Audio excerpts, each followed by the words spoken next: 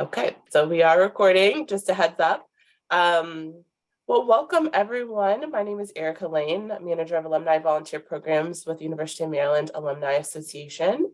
Thank you all for joining us tonight to talk about the Holistic Life Foundation and specifically Let Your Light Shine, a book that's released by the founders of the organization with a moderated discussion by Robyn Dixon. I was able to meet with the founders of the Holistic Life Foundation a few weeks ago, or maybe a month ago, and just heard some really great testaments of how they're doing and how they got started. So I'm really excited for you all to get to know them more if you haven't gotten to know them already. So without further ado, I'm gonna turn it over to Robyn, Andres, and Ali.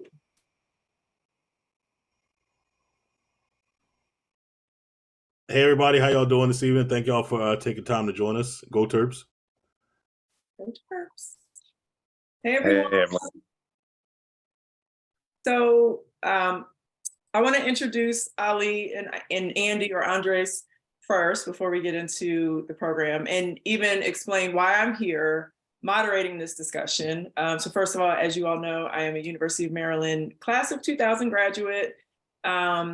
But what you may not know is that I have known, well, okay, so first of all, this is 2/3 of the Holistic Life Foundation joining us. We are missing Atman, but I have known Ali and Atman, we grew up in Baltimore together. So I've known them since childhood. We grew up in Baltimore. We all attended the University of Maryland. I know Ali and Atman's parents, they know mine. We were in the same Jack and Jill youth organization. And so I've spent a lot of time around these guys. And actually, Atman and I went to prom. So like we've got a lot of history together here. But one thing that, why I'm here today is because I really believe in these guys, in their work, in their vision. And I can recall like right after finishing Maryland, like when they first started the program, they would come into my mom's office because my mother sells like printed items, promotional products.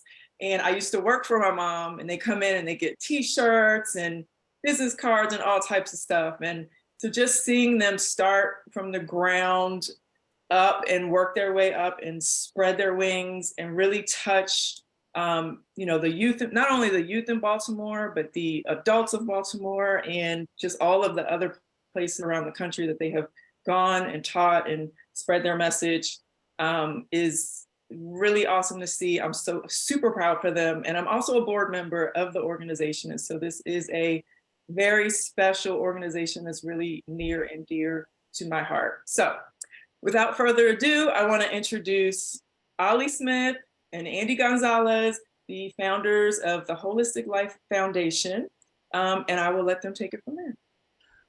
I just want to say that we have known Robyn literally forever. Her dad coached me and her brother, my brother, and a bunch of our other friends to a little league basketball championship that I had the poster for a really long time, and I had some water damage in my basement, but I lost it. But we're all probably like 8 or 9 years old in that picture, so we've known Robyn for a really long time. So, and like she said, she helped us out when we were first getting started. We would go into her and her mom's office and be like, "Hey, we need this," and we had no idea what we were talking about. So they really kind of coached us through marketing because, like, we were all about the service work when we first started, and we weren't really thinking about like how we market ourselves and what does this look like and branding and all these things that her and her mom definitely helped us out with immensely when we were first getting started. Yeah, like Ali said, I definitely remember those times going up into, was it specialty marketing? Is that what it's called, right? Yeah. And we'd be like, we don't know what we want. We want some t-shirts and maybe some cards. Can you give us like a banner or a poster or whatever it was? And y'all would always hold it down. So we really, really appreciate you being here for us all the time and still being with us as a board member supporting us. It's really cool. Absolutely. And, I want to say I am a Baltimore native. And so just seeing someone so passionate about the youth in Baltimore, it was just like so heartwarming and inspiring. And I really wanted them to do well because, as you know, and if you read the book, you'll learn a lot about the city of Baltimore and the challenges that it has and how important their work is and can continue to be in the city of Baltimore and in other urban cities, of course. So, Ali, so just tell us about the Holistic Life Foundation. What exactly does that mean? What you all do? The Holistic Life Foundation is the greatest nonprofit serving the. No, I'm just joking. We are pretty cool. But so the Holistic Life Foundation was started by myself, my brother, and Andy, fresh out of college. Most of our work is based around yoga, meditation, and mindfulness, and breath work. We started off. I guess the roots of that are Atman and I grew up in West Baltimore. Our parents were into meditation and yoga when we were born, so they like we were into it just because they were into it. We got out of it after our parents separated, after they got divorced. Like things moved on. We met Andy at Maryland. He'll tell you all about our time at Maryland and how it led to us forming the Holistic Life Foundation. But our godfather was our teacher. We talk about a lot in the book, Uncle Will. And he was one of those people that got into yoga in the early 60s and never ever got out of it. We got into our practice and went gung-ho at it. Like it was something that Andy will get into why we got into it, but it was like something that really spoke to us. And we moved back into West Baltimore, and we saw a need. When we grew up there, it was pre-crack, so we dating ourselves. It looks like early '80s. We're there pre-crack, and it was a beautiful neighborhood. A lot of connection, a lot of love, a lot of homeowners. Fast forward to us moving back there in the early 2000s. And it was like totally decimated by the effects of the criminal justice system and crack, infrastructure-wise, family-wise, community-wise. And then, we decided that the practices that Uncle Will has shared with us, we were going to share with people. So the Holistic Life Foundation was that outlet. We started off with a small after-school program for 15 fifth grade boys at Windsor Hills Elementary School back in March of 2002. And things have kind of grown from there. Now we are still focused in Baltimore, but our after school program is it's for boys and girls now. But most of the programs that we do are during the school day. I'd say our biggest and most impactful intervention is our mindful. Actually, there's two. One's our mindful moment program, which you may have seen in like those viral videos that pop up on Upworthy and Oprah magazine about turning the tension into meditation. And what it is we have a room in a school where kids in crisis or kids just need a little support can get referred to by a teacher or an administrator, or they can self-refer. And then when they go in there, we have staff like working in the room, and they'll sit down, and the first thing they do is just listen to the kids. Like no counseling. We're not counselors. That's not what we get paid to do. We're just listening. And we noticed the kids don't feel heard. And it was evidently clear, like when the kid comes to the room, they have a referral form. And probably like 95% of the time, what the teacher or administrator wrote, the reason that they were in the room, was not the same as what the student was telling us. So like we actually listened to them when we were hearing them. And then we would give them some practices. We get them in the room for about 15 to 20 minutes. And then they go back to class. On top of that, there's also a recording or someone over the loudspeaker doing a school-wide mindfulness practice for about 10 to 15 minutes in the morning. Which is another key component to the program. A lot goes on with that program, but what it's done is helped to bring down suspension numbers everywhere it's been implemented properly. There's a school in West Baltimore, in the heart of where the Freddie Gray uprisings happened, that hadn't had, when we were there, they hadn't had a suspension in like 7 or 8 years. There's another elementary middle school that before we started, I think they had like around 170 suspensions the year before we started. After year 1, that number went down to in the 50s, like around 57. And after year 2, that number was around 13. So like, and a lot of it is around showing kids how to self-regulate and showing kids how to heal their trauma, and also showing kids how to use it in the moment. In the beginning of the school year, the referral numbers to the room are extremely high. Like it can be overwhelming working in a room at the beginning of the school year. But as we work with the students and teach them about their stressors, teach them about what center is and how you drift away and how you can bring yourself back with the practices. Towards the end of the school year, the kids that were having to go to the room to get recentered are able to recenter in the moment in the classroom. So that program has been working really well. We've set up rooms in Baltimore, but we've also set up rooms around the country. So we have a lot of there's a lot of other people using the rooms, and they're using them successfully to bring down suspension numbers, helping kids heal trauma, and just a lot of great things. Our other really impactful in school program is a program called BAM, or Bridging Academics in the Mind, and it's animations of Atman, Andy, and I teaching practices. A lot of times in school, teachers get like things dumped on their plate that they're supposed to learn and do. And mindfulness is something you have to put some work into to really learn and really master and be able to teach. So, like we wanted a way for the teachers to be able to have a tool where the fidelity could be high and the practice could be taught the right way without throwing more on their plate. So Bridging Academics in the Mind of BAM is just like videos of us, of those animations, teaching practices, solo practices, but also combinations of practices that work for different situations, whether it's transition periods, which can be tough in schools, periods where the school, like the energy in the room is low, periods where the kids are bouncing off the walls, periods where might be standardized testing time where everybody's stressed out. We actually just had a study published, a published study article on the effectiveness of that program that we're really excited about, because we know it works, but it's always good to have a study behind it showing that it works. And you can find that on our website. I think those are our two biggest programs in school. I think outside of schools, we do a lot as well. We do a lot of workforce development. I think we noticed that after our first group of students from our neighborhood graduated from our after school program and mentoring program, like they didn't really have a way to, a lot of them legally, to make an income. So they were doing things that were getting them arrested. Like a lot of them were getting arrested. So we knew we needed a workforce, and so we trained them to work for us. And they've been practicing for a long time, because one of our biggest things is reciprocal teaching. So we teach the students how to be teachers and to deliver the practices as well. So like they've been trained for that for a while. The kids use the practices. Like it's amazing. Like when you show a kid how to teach the practice and the benefits of it, how when they go out into their life and they see someone struggling, they'll go out and they'll teach them.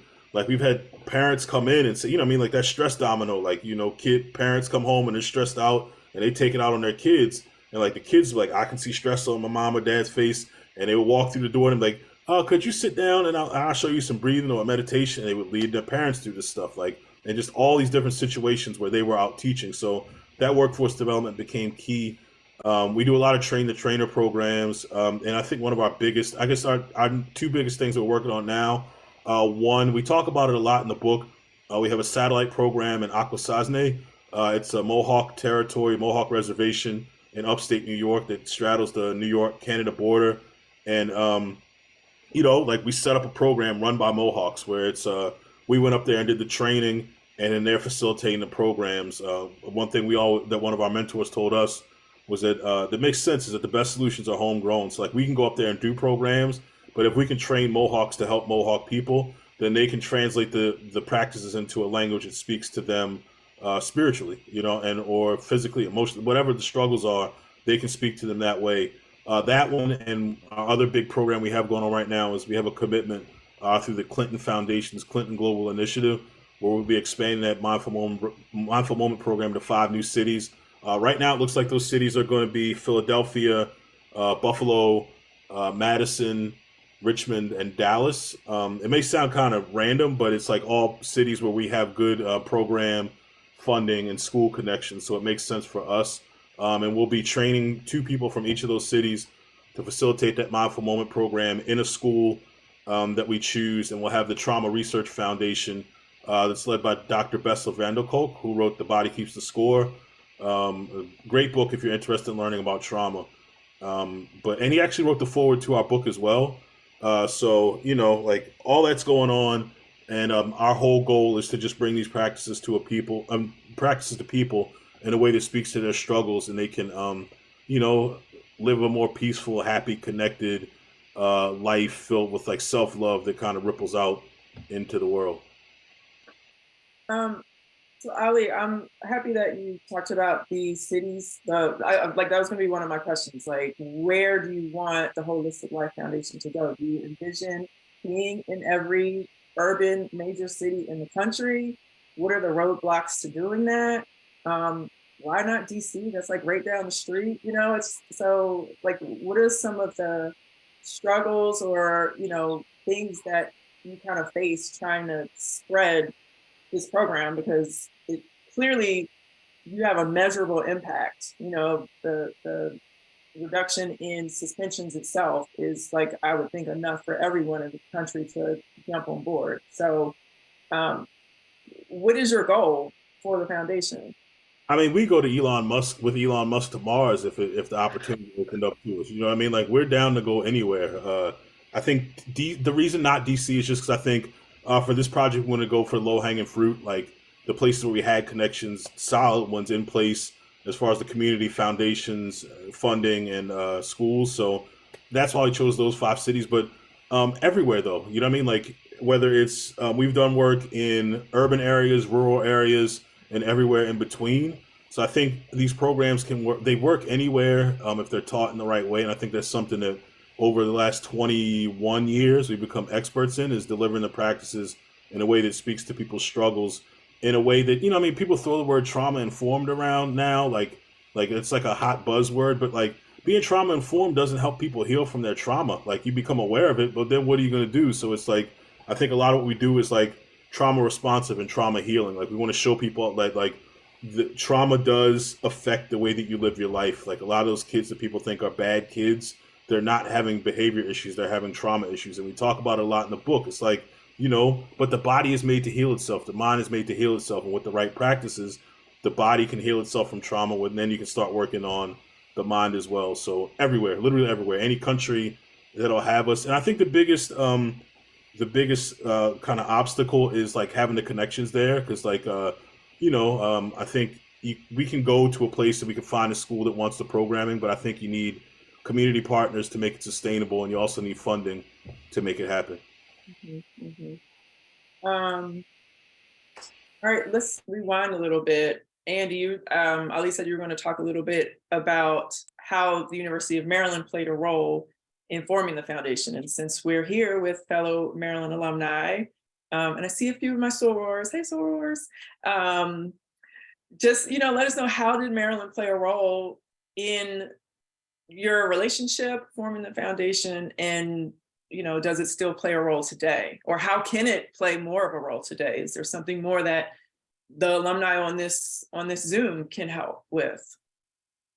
Yeah, I mean, certainly. I mean, first off, Ali, Atman, and Ali and Atman are brothers, right? So they've known each other their whole lives, but I wouldn't have met them if it wasn't for the University of Maryland, for real, for real. You know, the three of us wouldn't have gotten together and created what we have created, and put together the work that we've put together.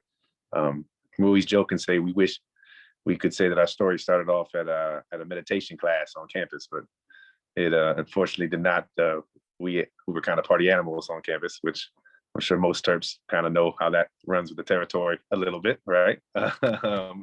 So, I mean, I think a lot of the work that we do stemmed from us hanging out, having a good time, and those late nights where you're philosophizing about life. You know, you're asking yourself, what's the meaning of this? Why are we here in school? You know, what are we doing? What's the purpose? You know, what are we going to do with our degrees after we finish? And I think that the three of us, you know, luckily we had a lot of similar things that we're into. I mean, we like drinking and hip hop and all that type of stuff too, but you know, mainly it was seeing the suffering that exists in the world. We saw a lot of suffering in the world, and we thought that, we're like, man, no one's doing anything about this. And you know, we're kind of comic book heads, superhero heads. We, for some reason, we thought, hey, we're going to be the superheroes, and three of us are going to try to put together something to save the world. Like, we want to help people, and that, you know, that spawned from being on campus and hanging out with each other and seeing us suffer in the world. And it got to a point, like I remember, it's probably like our senior year or something like that, where we're really like getting into trying to figure out what's going on in the world. And our studies may suffer a little because we started reading stuff that wasn't with our majors. You know what I mean? Like, I remember going into McKeldin and going in the back of the library and like looking for stuff on ancient history and creation theories and astronomy and astrology and, you know, again, philosophy, trying to figure out like, what's the meaning of all this? And we had all these questions, and it was crazy. The more research we did, we found that instead of getting more answers, we got more questions. And then, you know, it's like, man, what's going on? Like, and eventually a lot of the stuff started coming to the conclusion, like the truth's inside of you. And we're like, what do you mean inside of me? I'm trying to figure out something a little more like concrete that I can hold in my hand. And I think that that's where it all started, was on campus, you know what I mean? And then we eventually met our teacher, who was Ali and Atman's, Ali and Atman knew him, but is their godfather, which kind of became my godfather as well. And he started getting us into the practice. And I think that when we started doing more of those yogic and mindfulness techniques, we started transforming, and we weren't as much of those wild guys anymore. We understood what these practices could do for us, and it could still us and let us be in the present moment and be more compassionate, see ourselves in everybody else's shoes, see everybody else as a mirror, and understand that we're all one, and kind of really emphasizing love and unity and togetherness and compassion and empathy, for mankind and humanity. And I think that's truly what spawned a lot of the work we're doing. And with the book, that's a lot of what we talk about too, in terms of letting your light shine. That spark within you is the same spark within me, same spark with everyone on this call, and reminding people, who they really are and their capabilities and what they're possible of, and getting people to believe in themselves and learn how to deal with a lot of the trauma they faced, or the stress that, in the trauma they faced in the past, or stress that they're currently facing, whether it's internally with their emotions, anger, frustration, stress, anxiety, all that type of stuff, or externally, the bombardment that the world's constantly throwing at us, and just, how to deal with that. And we were blessed to find an individual or individuals in Ali Atman, Ali Atman's mom and father, and our teacher, that gave us these tools that we started using, and it transformed us, and I think that's what a big part of the book is doing, is, reminding people that they are capable of self-regulating and being able to manage their emotions, their feelings, and providing people with techniques to help them help themselves. And then in turn, if they would like to start providing that to their communities, to expanding it to their communities, and how it can rebuild communities, because we've seen that with our practice and the work that we've been doing for over 20 years now. I'd say in regards to what the school could do for us, I don't know, build like a statue of us in the front of it somewhere, or I'm just, no, but I think we would definitely like to have a bigger partnership with the school. I mean, we wouldn't have started our organization if we didn't meet with each other at the school, and we would ideally like, when people think of University of Maryland, they think of College Park, they also think of the Holistic Life Foundation, and they think of, that's where our roots started, that's where we began, and where we want to continue to keep spreading this love and this work. And if we could start providing techniques and services to the students there at the school, we would love to. We do speaking engagements, we could do trainings, we could speak at graduations, we could do whatever, you know what I mean? Like, we want to be partners of the school and be represented. And plus, when it comes to alumni, think of how many amazing people have came from this university, and all the amazing work that's going on all across the nation, all across the world. And if we could connect and unite more, and be a resource and support for them in their work and wherever they're going, we could help as well. So I mean, ultimately, we just want to keep spreading the love, helping people any way that we can. That's our mission. And we really, really do owe a lot of it to the institution of College Park. I mean, like, that's where it all began. Yeah, and a lot of college students. I mean, I guess a lot of students, or a lot of people in general, are suffering with mental health now, particularly since COVID. Like, where, like, I mean, I feel like that isolation was it was a lot. It was a lot for a lot of people, and I think being able to give, like, and then, like, like at the end of college, like, life starts to get stressful. You know what I mean? Like, once you leave that campus and, like, you're out in the world, it's stressful. And I think giving people tools to like navigate the mental health issues that can pop up during college, and the stress that pops up during your life when you get out of there, I think it's an invaluable tool to have. So again, tons of different ways to help people, and tons of different ways to partner with the university. But I think the students could benefit from these practices a ton. Yeah. And so speaking of, before we move on, you all's partying days, just Atman's not on here, but just want to let you all know he is a member of Kappa Alpha Psi Theta Theta chapter. So as you can imagine, they did have their fair share of partying. So that was not an overstatement by Andy at all. I want to get into a question. I received a really good question. And for anyone on this Zoom, if you have questions, please drop them in the chat. But Tammy McLeod asks, he said, she's thrilled to hear that you're working with the schools, but has there been any thought to going into police stations or fire stations to teach mindfulness meditation? So we've done some work. Actually, we would love to work with any and everybody. Like we've worked, like so we talk about the work in the schools, but we've worked in detention centers, mental crisis facilities, homeless shelters, drug treatment centers, senior centers. You name it, we've probably worked there. We've only worked with the Baltimore City School Police. We worked a lot. We did actually a lot of work with them on de-escalation, on secondary trauma, and on just like when people would get into like like not an altercation, but like they would get into something would happen where they needed to kind of reset and like so they could go back to work. They would come work with us too. But people who are on the front lines and are service providers and protecting all of us, they definitely need it. And I think they're definitely skills that can help them. You know what I mean? And we're all about helping people help themselves and giving them the skills to be able to do it. Yeah. I mean, it would be amazing if you all could touch all of these organizations, but I know that you all are a very small crew. But I would definitely love to see you be able to expand because the kids need it, but the adults need the mindfulness practices just as much. So we're just putting a whole lot on y'all plate because you guys are so great. So let's get into the book. Right? Let Your Light Shine. I have not finished it. I am reading it. I do love, because I am from Baltimore and you talk about Baltimore, it's so funny. It's like your experience or, the stuff that your parents passed down to you is the same thing that I've heard from my parents regarding the city. I think you have not a controversial take on desegregation, but my father totally agrees with where you're going with that and what you say about that and what it's done to the city. And so it's really good just from a personal standpoint just to read about that. But, tell people about like, why should they read the book? Why should they get the book? I think first off, the book, I feel like it's entertaining. I feel like people want to read something where they're going to be entertained, and you'll definitely be entertained when you read the book. But I think there's a lot to learn in there, whether it's like how trauma affects people, whether it's in Baltimore, whether it's on the Mohawk Reservation, whether it's people like all around the world, and what it does to your body and what it does to your brain.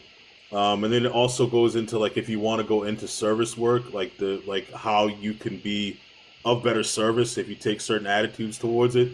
And then I think one of the dope things is we actually give you like practical practices.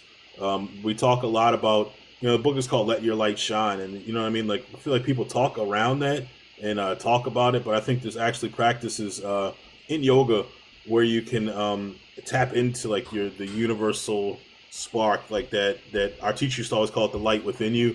That source of like love and wisdom and power that's within everybody and everything. So I think it's cool to give you some practical practices on like how to tap into that. And then like, once you tap into it, like you're going to get distracted, but how to bring yourself back to center over and over again. Because that's a big part of the practice because you're always going to be distracted. Yeah, one of the things I really, really like about it too, for real, is when it comes to those practices, with the Holistic Life Foundation, our organization's a nonprofit organization, and we had to be a little bit careful when we speak to some of the practices that we use, just because we're going into schools, and there's that division of church and state. And then our organization is a completely secular organization, but sometimes when people hear the words meditation or yoga, they think we're teaching like Buddhism or Hinduism, which none of us are Buddhists, none of us are Hindus. Some of our practices may have been brought from some of those traditions. But when we teach as the Holistic Life Foundation, we had to do kind of surface level practices. You know what I mean? So this is an opportunity for us to really, really go deep and share some of the practices that Ali, Atman, and I use in our lives.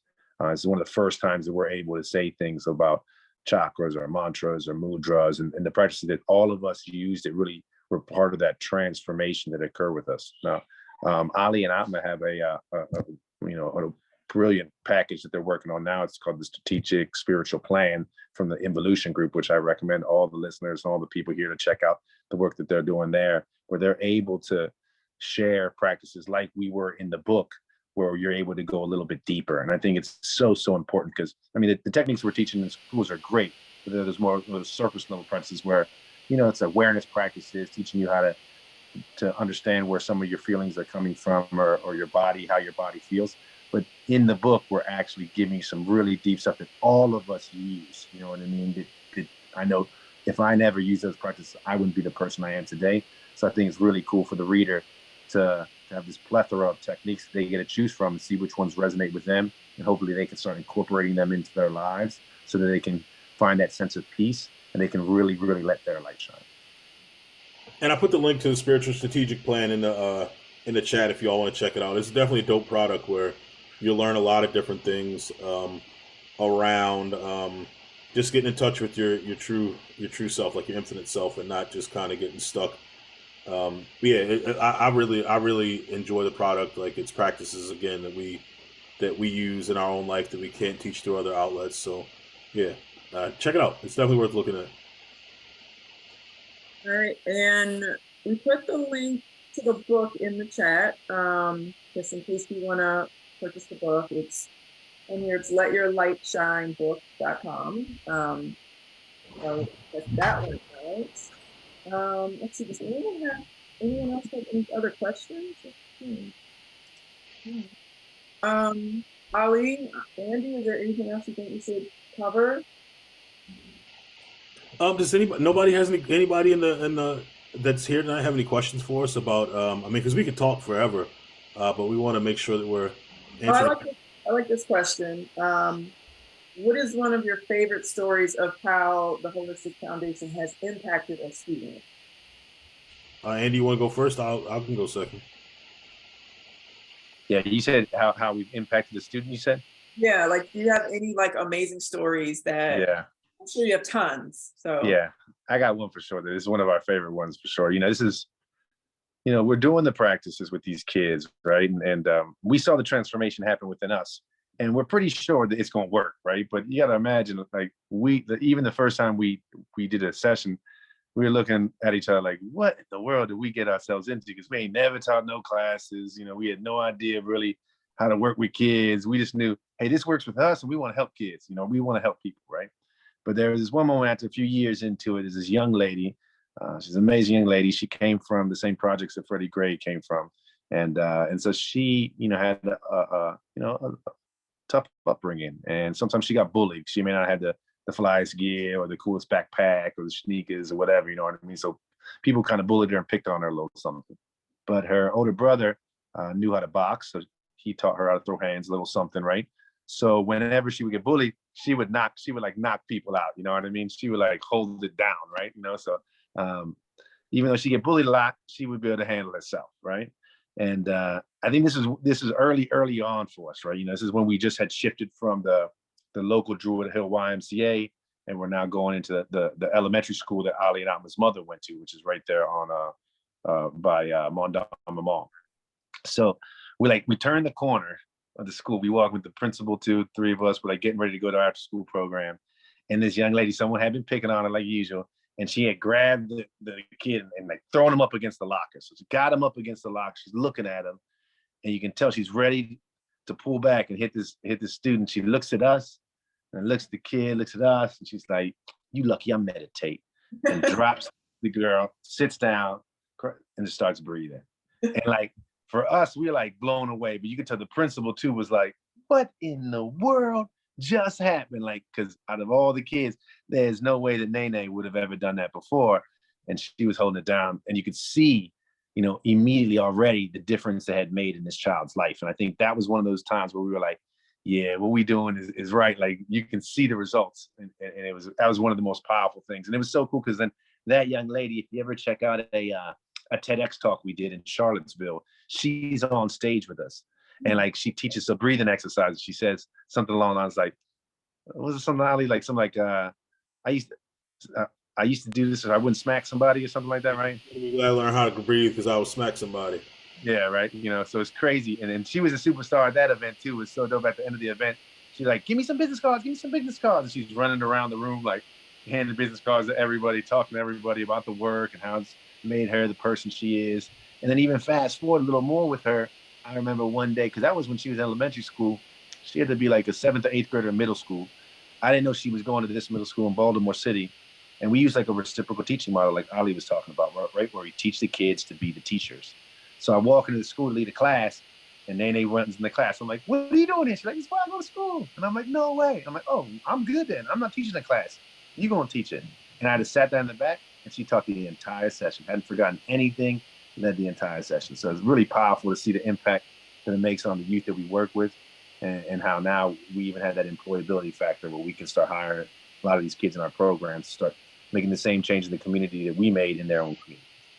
Wow, that's awesome. And it's like when a student or a kid sees another student teaching or practicing it, that makes it even easier for you guys. So that's awesome. Ali, you have a story?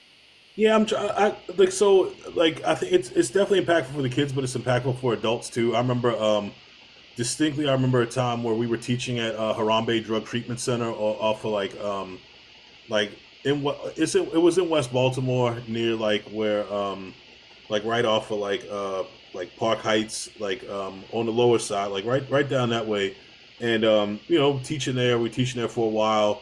And then maybe like 2 or 3 years later, I was at anybody from Baltimore, you might know the Wind Up Space, but coming out of there at like 2 in the morning, like had a good time, kind of sauced up a little bit, and I'm walking out, and I see and this lady walks past me, and she's like, clearly she was struggling, she'd been on the streets for a little while, and we're looking at each other, and we catch eyes, and we're trying to figure out where we knew each other from. She's like, I know you. You taught me how to breathe at Harambe. And I'm like, and so we start talking, and she was like, clearly I'm not doing great right now. Like I'm out on the street, but I just want to thank you for showing me that breath work, because when things get too crazy, I can go back to my breath and like recenter myself, so it doesn't get as bad as it used to. I'm not saying it fixed everything, but it definitely gives them a tool to use. So I think that just showed. I mean, our teacher always used to tell us to do the work and give the results to the universe.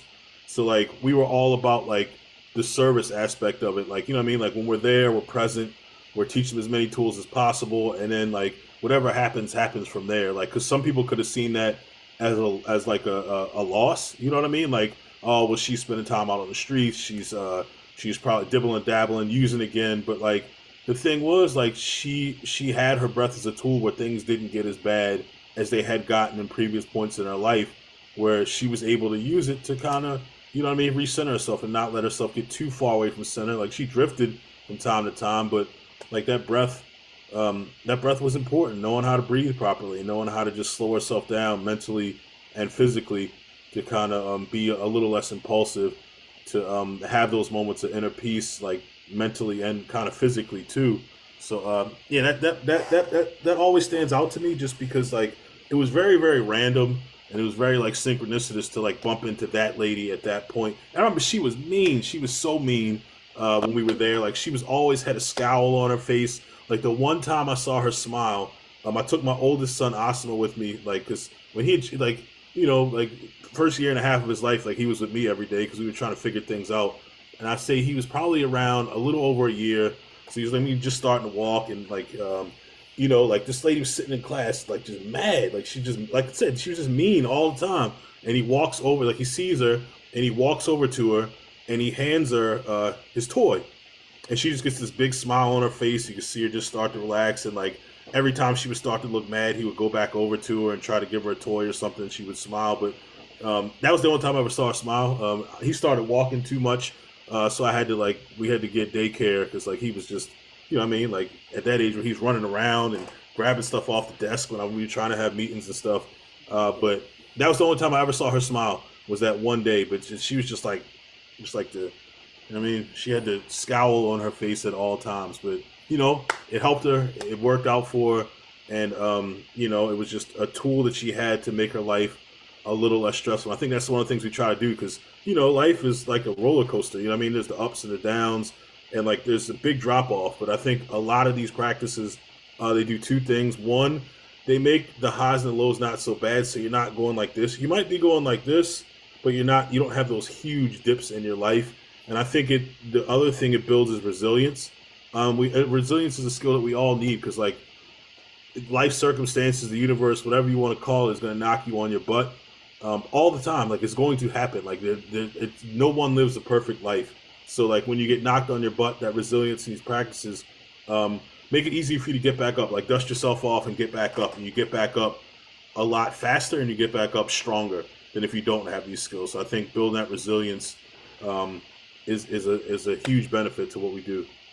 Yeah, I like that.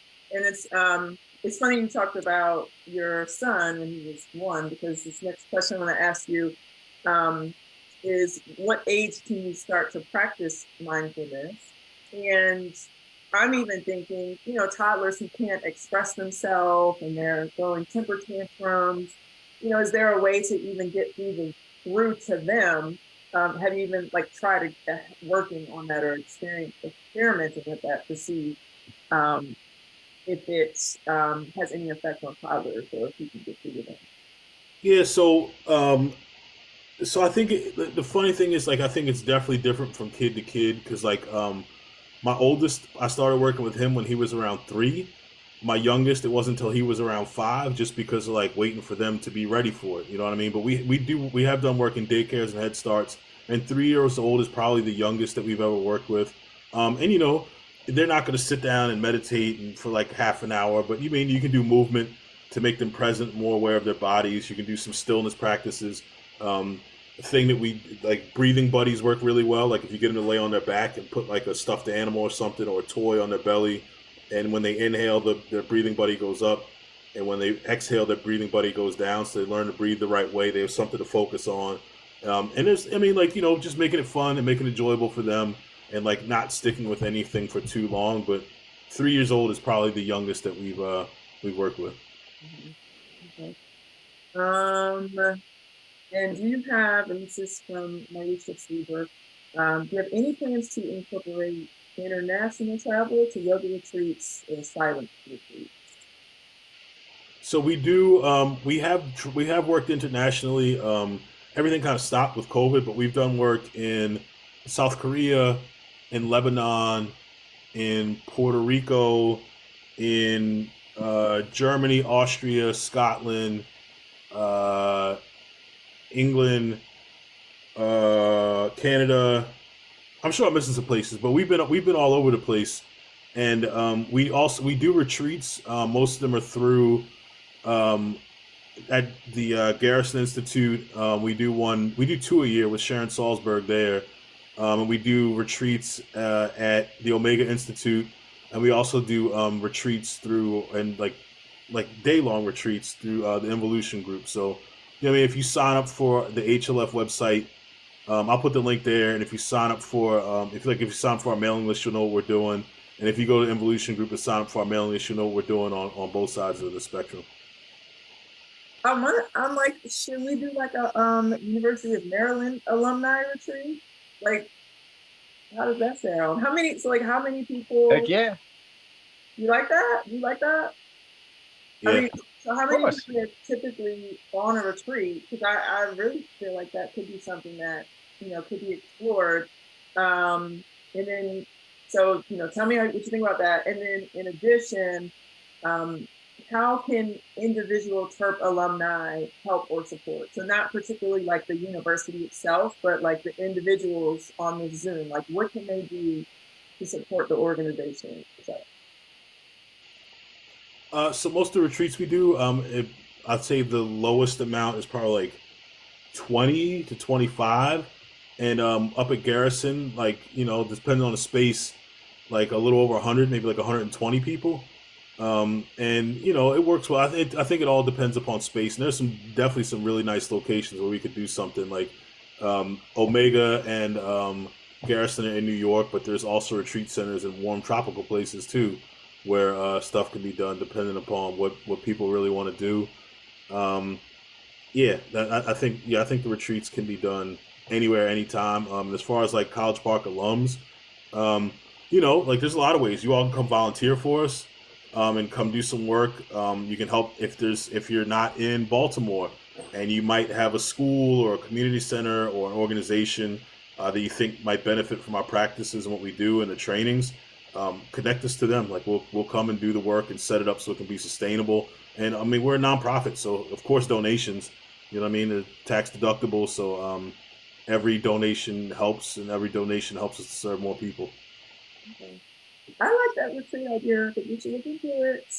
All right, and before we close out with the mindfulness practice, because I know we talked about mindfulness, but like, tell us exactly what does mindfulness mean? Because it's not, I know, Ian, what is the difference between, does yoga and mindfulness kind of go hand in hand?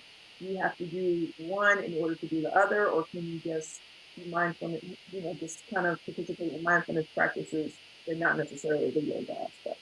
So. Yeah, so mindfulness is pretty much awareness practices. The definition that we use is like it's centering awareness and presence, like centering, like the ability to know what center is, to know when you're drifting away and be able to bring yourself back to center from moment to moment. Awareness of how you interact with yourself, with others, and just the awareness of your words, your thoughts, and your interactions, and presence, like being in the present moment. Because our teachers always say, living in the past causes anger, living in the future causes anxiety. So focus on the now, and like being able to be in the present moment brings a lot of peace. Um, Yoga goes a lot deeper. A lot of people think of yoga as just like the stretching, like twisting yourself up like a pretzel and stretching, but that's just one part of yoga. There's 8 limbs to yoga, and the movement is only one part of it. So it's like there's the yamas and the niyamas, the way you should and shouldn't live your life. Then there's the asanas, which is like to make your physical vessel healthy. Then there's the pranayama, which is the breath work, build your energy, but also get your mind still so you can meditate. And the last 4 parts of yoga are all stages of meditation, being able to withdraw your senses, then being able to concentrate, then being able to meditate and get small glimpses of like that universal connection, and then finally, yoga means union, so you unifying yourself with that universal self, so like you becoming one with everything is the final stage. And like yoga is not something. Teachers always say it's not something you do; it's something that you are. So it's not like something that you roll out your mat, you do it, and that's the end of it. It's more of a way that you live your life. So there's practices. There's a lot in the book actually, practices you can do throughout your day to kind of make yourself more connected to your light or your spirit or whatever you want to call it. But like so that you're functioning, you can connect to yourself and you love yourself first, and then you kind of move outward from there, and it affects how you treat the people around and how you treat yourself. Like whether it's how you're speaking about yourself, like there's power behind the words I am.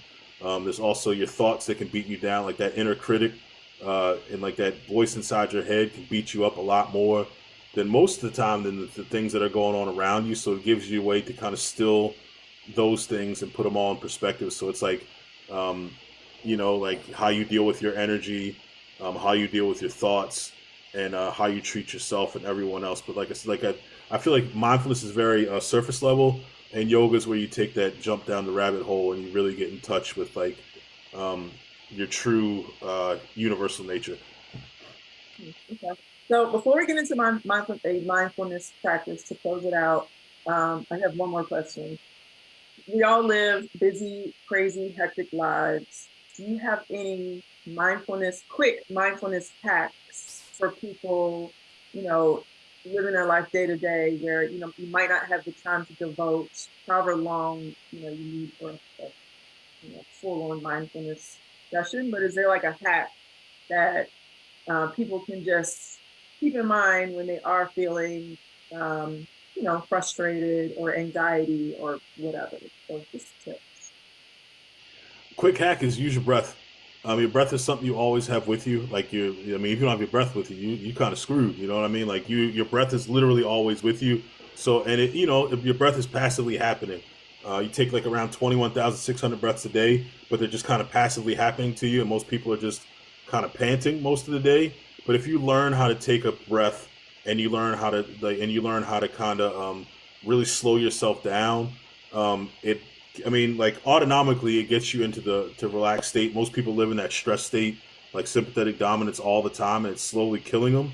But if you can slow your breath down, you can get into the rest state, like parasympathetic dominance, and it helps to slow you down. Like it slows your thoughts down, it slows your body down, and you'll notice that it like you just feel like it's kind of like the things that once you slow your breath down, you'll notice that the things that used to get to you and throw you off, like they don't really bother you anymore. Like because like you to get stressed out, you've got to shorten your breath rate. But if you can slow your breath down, it has a lot of benefits. Being able to exhale fully, like those thoughts that are stuck in your head, those ruminating thoughts that you can't get rid of. Our teachers say if you have stale breath, you have stale thoughts. So learning how to exhale fully, you can push all those thoughts out, and you just squeeze, and like that way you can empty your mind. And then even like they say, if you slow your breath down to 5 breaths per minute, 6 seconds on the inhale, 6 seconds on the exhale, 5 breaths per minute, it adds like 12 to 18 years to your life just by slowing your breath down. And it's easy to do. Like I've done it. Like I remember the first time I tried it, I was at my son's. I was at my oldest son. He was at this lacrosse camp, and I was like sitting in and I'm like I'm doing it. It's like 5 minutes. I'm like, oh man, this is easy. And next thing you know, it's like half an hour later, and I haven't done it again because like just all the distractions. So like these practices are there, they're accessible.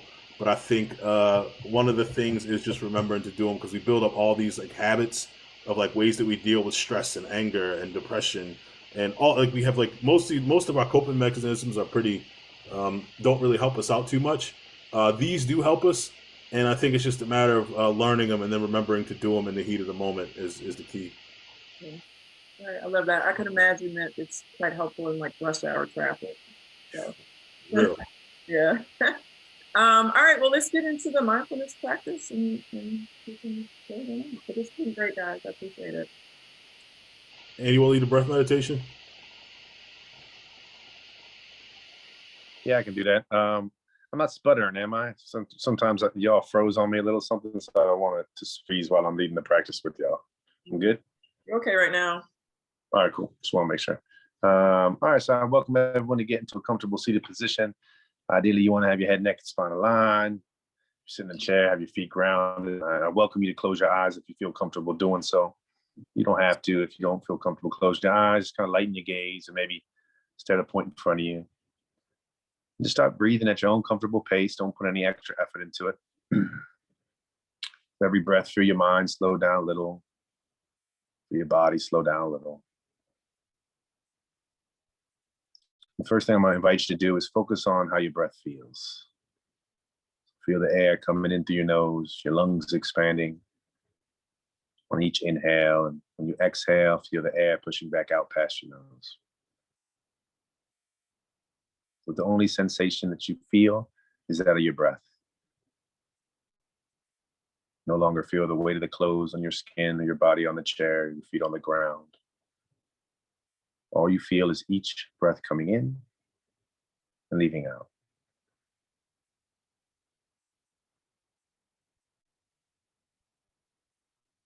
Happen to get distracted by a thought, sound, or a sensation, don't worry about it. Just recognize that distraction. Let it pass. Return your attention back to the breath and how it feels.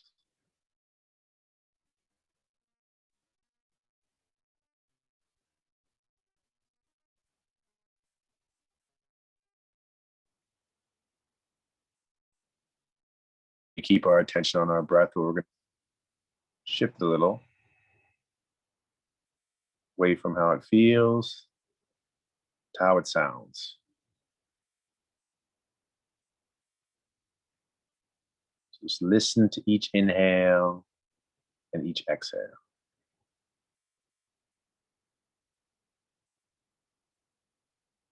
You may not have noticed this before, but your inhale makes a slightly different sound than your exhale.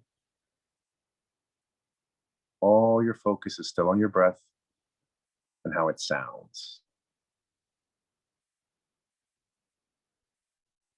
Each inhale and each exhale.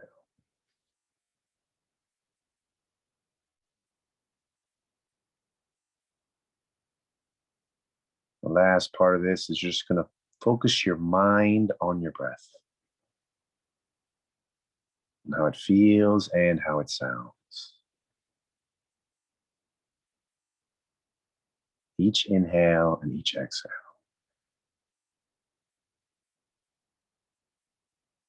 Remembering that if you get distracted, that's fine. Just recognize the distraction, let it pass, then return your mind back to the breath.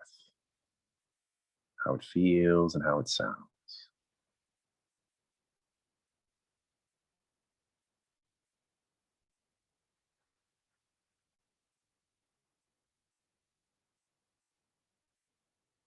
I'm going to welcome you to bring your attention back to your bodies. You're going to do so just by wiggling your fingers and your toes a little. And roll your wrists and your ankles around. Stretch your neck out by doing a neck roll both ways. And if you had your eyes closed, you can slowly, slowly blink them open. And come back to your senses.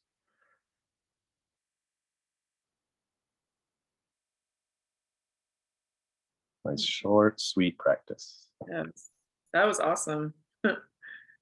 That was amazing. Thank you so much for that. That was a great way to end. And I just want to again say thank you all so much for sharing with us.